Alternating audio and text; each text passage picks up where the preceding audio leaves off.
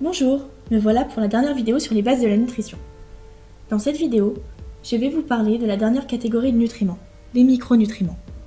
Ces nutriments sont dits micros car on les retrouve en très petite quantité dans les aliments, de l'ordre du milligramme ou microgramme.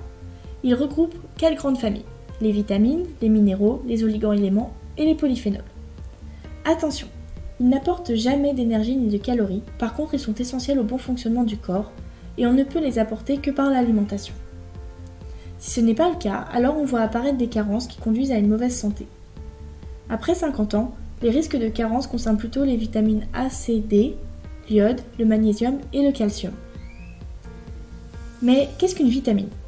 Ce sont des molécules organiques, il en existe 13, et elles ont chacune un rôle précis.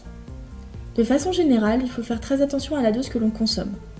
Un trop faible apport peut entraîner des carences, mais un apport trop important peut devenir toxique. Il faut donc en consommer ni trop peu. Elles sont séparées en deux grandes familles en fonction des aliments dans lesquels on les retrouve. Les vitamines hydrosolubles et les vitamines liposolubles.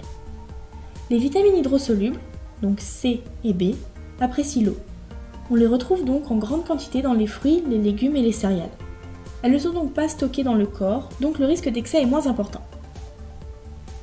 Les vitamines liposolubles, donc A, D, E, K, apprécient les graisses. Elles sont surtout présentes dans les matières grasses végétales et animales.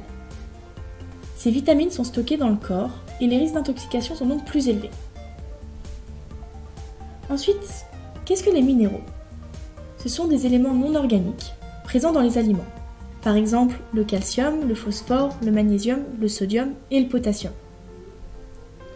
Ils ont pour rôle essentiel de participer au bon fonctionnement des cellules et à la structure du corps. Comme les vitamines, ils peuvent être source de carence, mais aussi être dangereux s'ils sont consommés en trop grande quantité.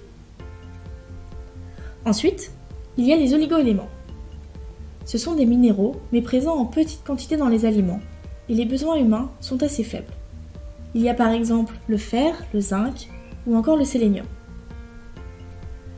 Ils n'en sont pas pour autant moins importants, et sont impliqués dans un bon nombre de fonctions pour l'organisme. Pour finir, les polyphénols sont des antioxydants, c'est-à-dire qu'ils permettent à notre corps de lutter contre le vieillissement. On les retrouve en majorité dans les fruits et les légumes, comme la fraise, le litchi, le raisin, ou encore l'artichaut, le persil et les choux de Bruxelles. Voilà, c'est tout pour cette fois, et je vous retrouve bientôt dans une prochaine vidéo.